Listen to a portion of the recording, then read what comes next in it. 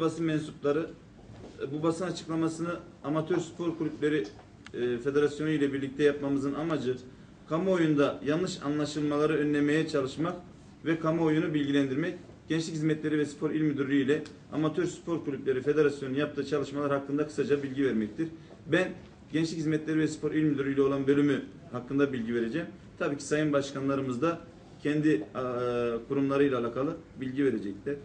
Yaklaşık 2 senedir Şanlıurfa'da görev yapıyorum. 2011 yılından itibaren buraya geldim.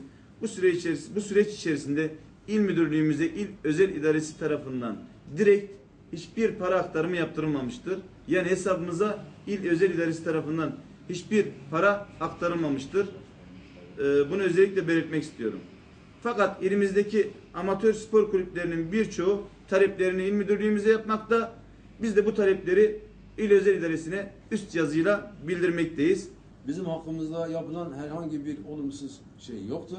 Çünkü bizim federasyonumuza herhangi bir para aktarımı yapılmamıştır.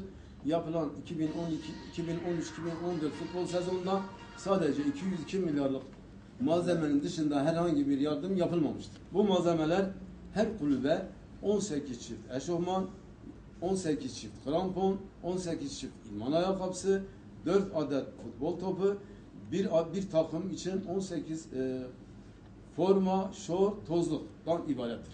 Bu malzemelerle aldığımız belgeleri hepsiyle birlikte Gençlik Spor İl Müdürlüğü'nün ambarından tek tek tutanak karşılığında kulüplerimize dağıtılmıştır.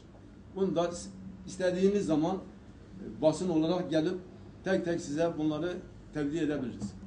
Amatör Spor Kulüpleri Federasyonu kamu yararına çalışan bir dernek statüsündedir ve 2013-2014 futbol sezonunda amatör spor takımlarına 57 kulübe 202 milyarlık malzeme yardımı yapılmıştır ve yine 57 kulübe her kulübe 600 milyon TL olmak üzere 36 milyar da lige katılım bedelleri verilmektedir. Bundan dolayı da ben bütün yetkililere teşekkür ediyorum. Nakdi yardım olarak federasyonumuza herhangi bir para aktarılmamıştır. Bu da kamuoyuna arz eder.